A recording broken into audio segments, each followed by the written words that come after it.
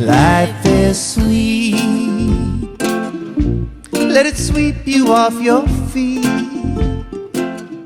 So we've been talking about all of these things that, you can put in place. You can decide that you can get a mocktail, and get your gin and tonic with, or your tonic water with a lime, and it'll look like a gin and tonic.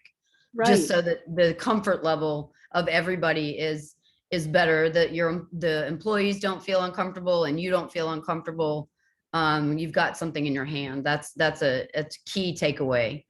Right. So is it sort of gone are the days that people have to walk around, and have to is not the correct word here, but people feel maybe safer or feel like they need to walk around and self-identify as an addict in recovery? It would be often when you're talking about wanting to fit into that situation, sounds different from, I remember the days where the person would be saying, I don't want that, I'm an addict, or they were announcing it a lot. So we're talking something very different. A person who just wants to function, and like, we don't have to tell every single person we're a vegan or gluten-free or alcohol-free. Is that correct? That's right. It's a personal choice, right. And it's not something that an addict or alcoholic, that's a very big concern in the beginning, right? Right. Is this anonymity, and that who's going to know? Is it going to be in the front page of the paper?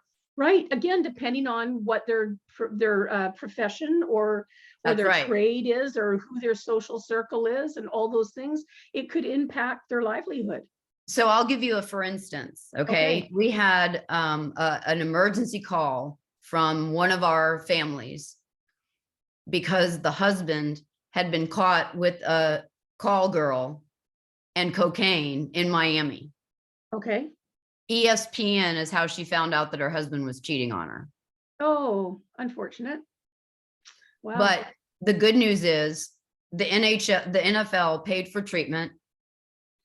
They did not pay for us. We scholarshiped this guy in because they had burnt his insurance up, but that's another story. But the point is, he got clean, he stayed sober, and he's now back, and he's coaching at a higher level than he was before. Wow. Okay. Did his marriage sustain it? This is a turnaround story, right? We've all been there where we've made a choice that we wish we hadn't made. Right. Now is a fork in the road.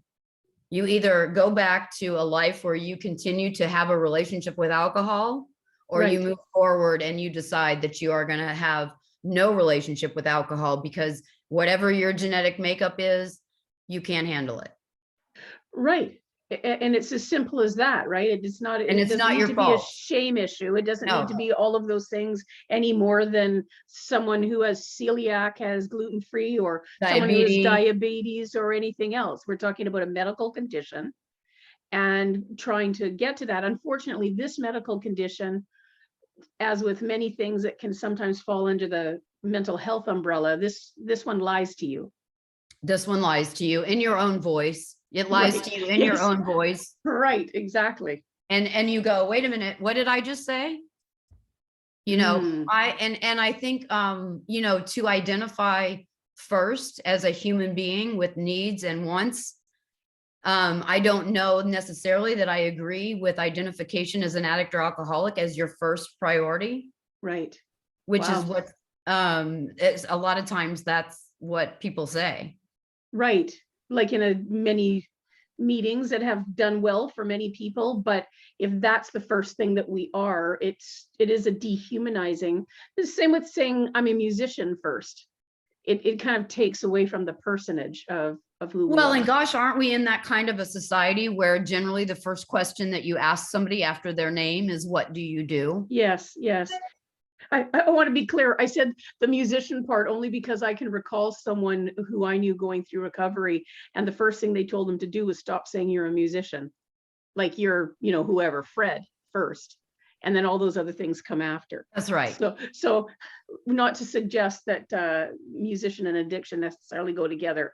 Of course, there have been many public connections between those two. There have been, and that's another thing, is that we have people that if I told you their names, you would know who they are. So we have had a couple of residents that have had to change their names while under our care, so that other people didn't know who they were. Because like we talked about earlier, this is a mental health issue. It is in the diagnostic manual of the mental health industry as a mental illness, and is treated as such, and therefore is covered under the Americans with Disabilities Act. And we really need a paradigm shift on addiction, okay? Because there's two types of addiction as well. There's the substance use, Right. and then there's process disorders. There's like people that are addicted to gambling or pornography or screen time. Right. They are seeing the same losses, right? We have middle-aged men whose wives are leaving them because they can't stop playing Call of Duty. Wow. Now, is that something that you, through your program, would deal with? We can handle that. Of Wow. course, because all of these addictions, see, these are only symptoms. Right. Of course. Okay. They are trying to escape life, and we need to find out why. Quick. Okay. Quick. I like that. So to be clear, so at your program, would a person need to be in medically or Yes. chemically addicted? Stabilized. But if they did not use alcohol and they only but maybe the better word here would be rather they used pornography or Call of Duty or fill in the blank, or food or shopping or whatever it might be. So, whatever it might be, right? Because there's so many, so whatever Online shopping, right? That's a whole other world, right? So it's any addiction. So when we talk about addiction, you would provide services even if a person didn't drink at all. That's but correct. If one of because, those, that's the awesome. The behaviors of addiction are the same. Addiction, remember, is going towards a substance or behavior that repeatedly gets you negative consequences, and you still go anyway. Right. The consequences are getting higher and higher and higher. Yes. So by the time that you're calling us, your pants are on fire. Right. You have mismanaged your own life. You might be a phenomenal surgeon. You might be the best in the NBA, but you can't get up and get motivated in the morning and be able to live life on its own terms. Right. You're whatever you're doing, you've got to the place where you don't have options anymore. It's just what you must do. And I'm here to sound the alarm, because that number is rising by droves. Wow. And now, is that, again, we spoke earlier, the 40% increase during COVID? That's correct. In 2019, the difference from the numbers in 2019 and 2021 are astronomically different. We have fentanyl coming over our south border like you can't even imagine. People are dying on the streets. They are from fentanyl. Yes. And that's another, I mean, that's another issue besides alcohol, but the ease of use, they flooded the market with these things. Right. And fentanyl is really, I mean, I've lost people, someone I love very much in the last 14 months to fentanyl, and a person who was not a person who was using much. Right. It's that deadly. And that's why I'm really here, honestly, Allie, is I see people every single day that have made choices because of traumas that aren't resolved. Right. And they just keep getting on that merry-go-round cycle. And that, you know what happens? The merry-go-round gets the end of the ride. And you're sitting there and you're waiting for the attendant to let you out. Right. Well, let me out. The ride's over. And then the next thing you know, the ride started up again. Wow. And every time you sit there and you sit with the attendant, and finally the 10th time, the attendant says, Adrienne, the latch is on the inside. Well, that's good. Sister, that's good. That's a mic drop. That's powerful. It is. Boom. Hell yeah. And not to be, I wanted to bring, this is a great time for me to bring something up, not to, so that we can have your listeners get something positive from this. Right. As I mentioned to you, we're at about 25%. That means that if your listening audience is 100 members, we're talking to 20 people right now. That this is impacting their life every day of recovery from addictions. And what I've learned in my own life, I am not an addict, but I am someone who's chronically ill. And my recovery journey back to health, it had some parallels to addiction. And so my husband and I started working together and really want to get the message out to parents, to wives, to husbands, to children, to families. You can get in your local Walgreens this 15 panel UA cup, right? Okay. I'm going to give this to your listeners. The first 10 people that Okay. go onto our website, and we'll put a link there below. Yes. We will, if you send us a message through the contact us and let us know that you got to us through your audience, Allie. I want your members to let us know that you sent them there. Okay. And we're going to give them the UA cup and a Lodge 360 mug. It's nice and snug in there. Oh my gosh, that's beautiful. And the first 10 people will send those out. And just because you've been so lovely and I want to add something on, I would love to offer those 10 people a 15-minute consultation with us on how to use the cup and what to do with the results.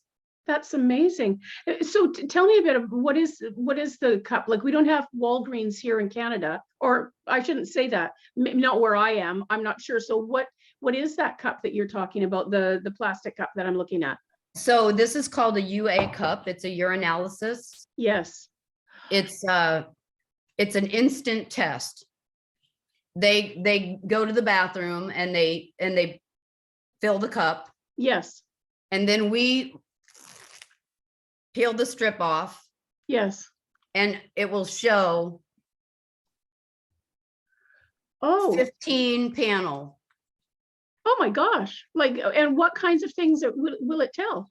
Well, we can tell if you've used any kind of opiates, and it will actually separate them into whether it was morphine, whether it was fentanyl, whether it was benzodiazepines, whether it's even we can't take medications for people that are ADHD because they've been gosh, no, what are they called?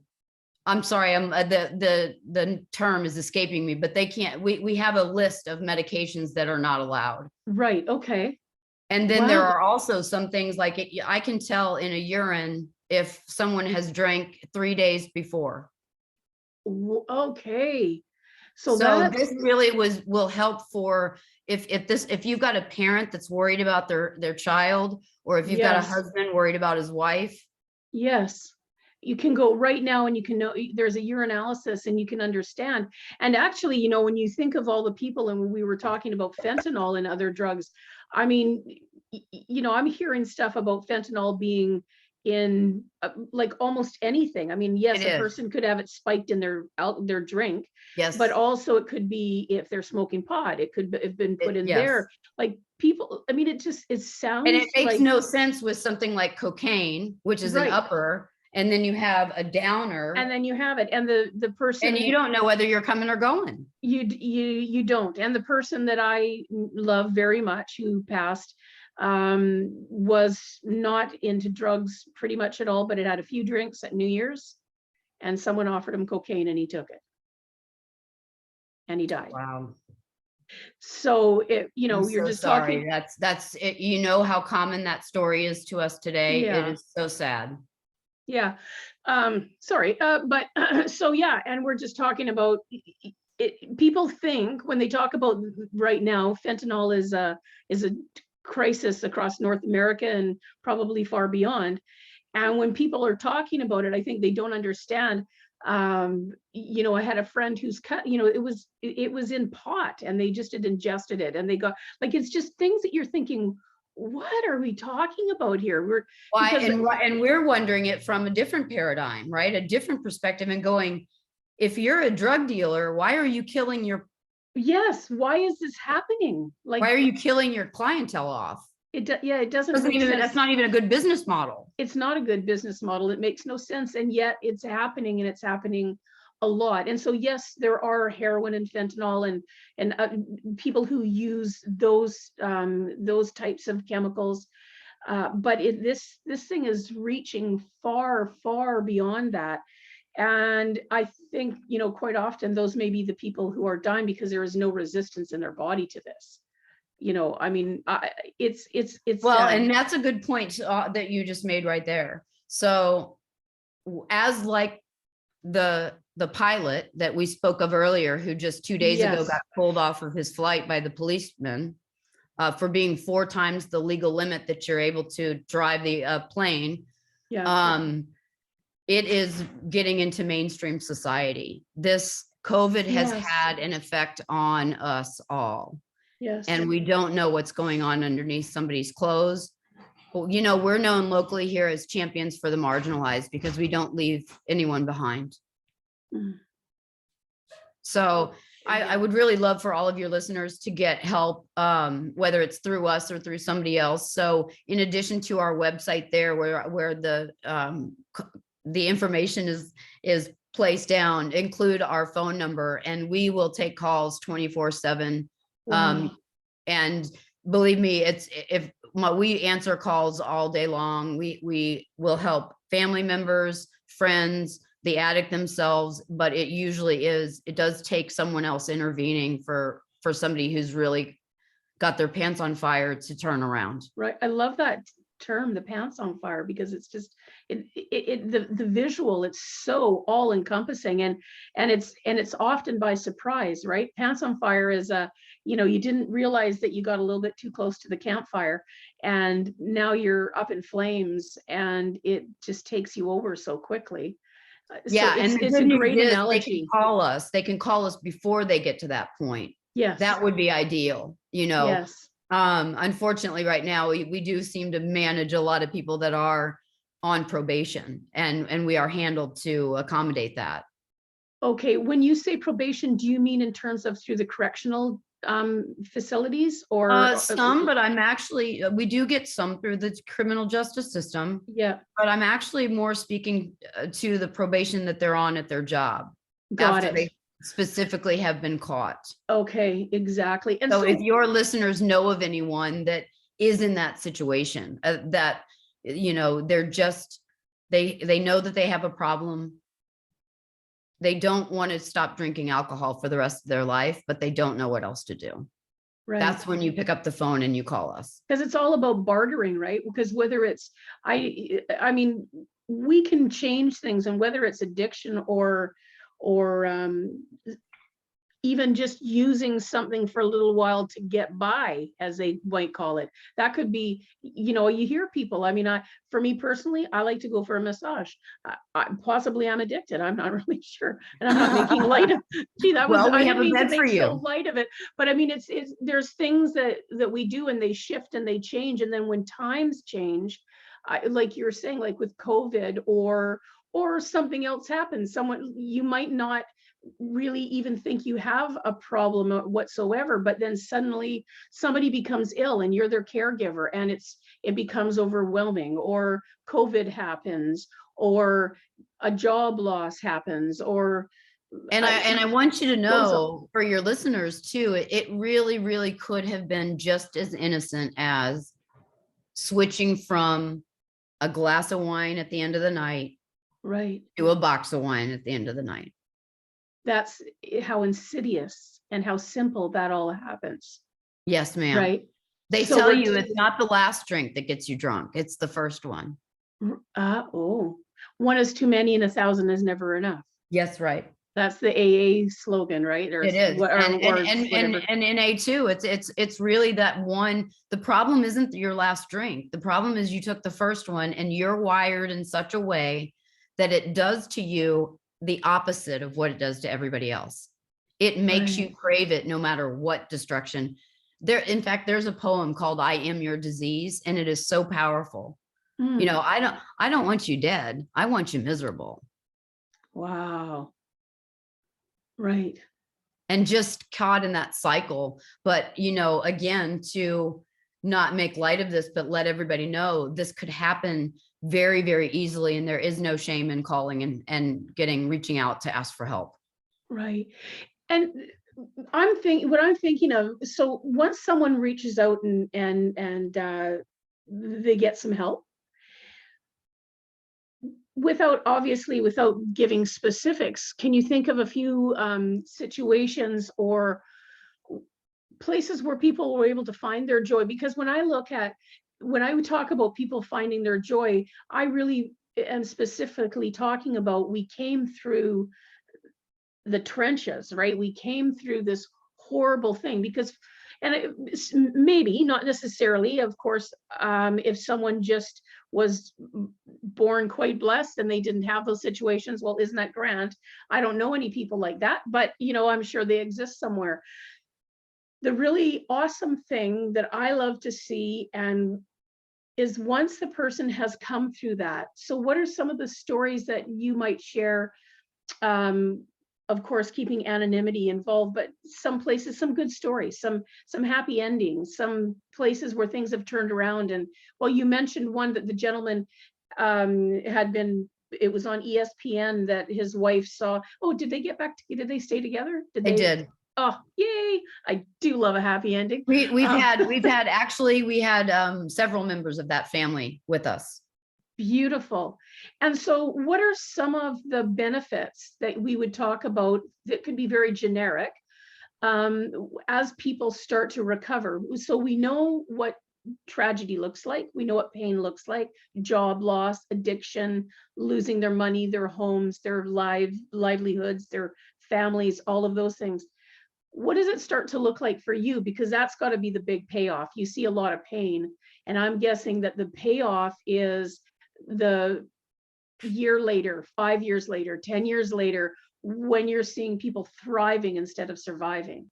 Yes. In fact, we joke because my husband and I have no children. I've mentioned to you that I was critically ill. And so that was a conscious choice that we didn't have children because of we know what it does to our dogs, right? For me to go in and out of the hospital. So, but we have started this lodge and have all these children who have grown up in the last 13 years. And the ones that are great are the ones that get married, have babies, have a life that they never even believed that was possible. I'll tell you a story as case in point. It's one of the most touching stories of transformation that I've found in all of our 13 years. We had a boy on the spectrum.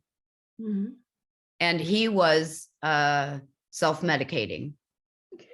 And mostly, I don't know why on the spectrum, but we see a lot of alcohol and pot combination on the spectrum. Okay. But so everybody else just said that this boy was not going to make it and nobody would take him. So we spoke with his mother, and we had never had anybody on the spectrum, but we decided to give it a shot. Okay. It took him 3 times to go through the lodge, but he is and has been with a sober roommate for 2 years. He's 26. He's living on his own. He's making his own bracelets and selling essential oils. He's doing success his own way. Right. How beautiful. And we're so proud. He's actually working with us now to reach out to more people on the spectrum. When he first wouldn't even acknowledge that he was on the spectrum. He wouldn't acknowledge the mental problems. He just didn't want to deal. Addiction, he could handle. Right.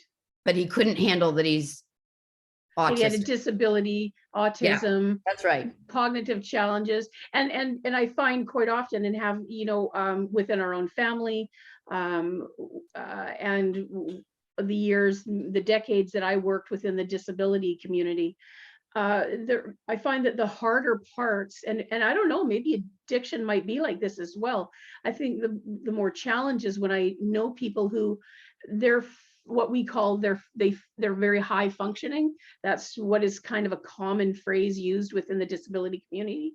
And basically what that means is just that you meet this person and you wouldn't necessarily know that they have any cognitive challenges. That's right. Of course, then on the inside though, they might know that they have some memorized phrases that help them to fit in. They've learned to, you know, be a little bit quiet sometimes, or maybe they just appear like they're really loud and outgoing or whatever it might be, but they appear to not have any cognitive challenges. And where that can be harder for them, of course, is that they are struggling in secret. So it makes sense to me then that if alcohol or any other drug becomes a way that they find to cope, well, they've already mastered hiding things. Hiding, running, ducking, Yes, all staying those hidden. things. Staying hidden has already been a way that they've found that was necessary in order to survive. So that makes sense to me. Wow. Well, that's I love that you had such so many beautiful stories and so many wonderful things and the stuff that you do. So now you and your husband, now you've had this business for almost 14 years. How long have you been married? We will be celebrating our 10th wedding anniversary on the 17th of March. Oh my goodness, St. Patty's Day. Woot, woot. So we did it right. We started a business. We got engaged. No, we started a business. We started dating. We were engaged for a year, and then now we've been married for almost 10. Oh my gosh. Well, congratulations. Happy anniversary. That will be coming very shortly here. That's wonderful. So I guess we're going to wrap up. And I just want to thank you so much. What you're doing is so powerful, and I can just zooming with you, I can feel the incredible energy and love that you would pour into each and every person that comes through your doors. What a gift. What a gift. I can just imagine it. So everyone who's listening, again, if you want to find out more about Adrienne Tichy and about, remind me again, everyone. Jim is your husband, that's right. And your place is called the Lodge at, what's the name of the lake? I'm so sorry. At Delray Beach. At Delray Beach, the Lodge That's at Delray right. Beach. It's wonderful. So all the contact information you're going to be able to find out from below. And honestly, like Adrienne so generously offered, contact her. And, you know, if you need to reach out, do that, whether you're in the United States, Canada, or anywhere else, contact, if it's not Adrienne, contact somebody, and there is hope, and you can be living a very full life. Also, if you're a family member or friend of someone who is struggling with addiction and you find that that's impacting your own life, there are helps out there. So thank you very much again, Adrienne. I appreciate it so much. This is Allie from Find Your Joy, and thanks for tuning in. We'll talk to you all soon. Thanks so much for joining me today. If you found a piece of your joy in this episode, I would love to hear about what came up for you so that we can continue to grow the impact of this show. Thanks again. See you soon. And remember, find your joy.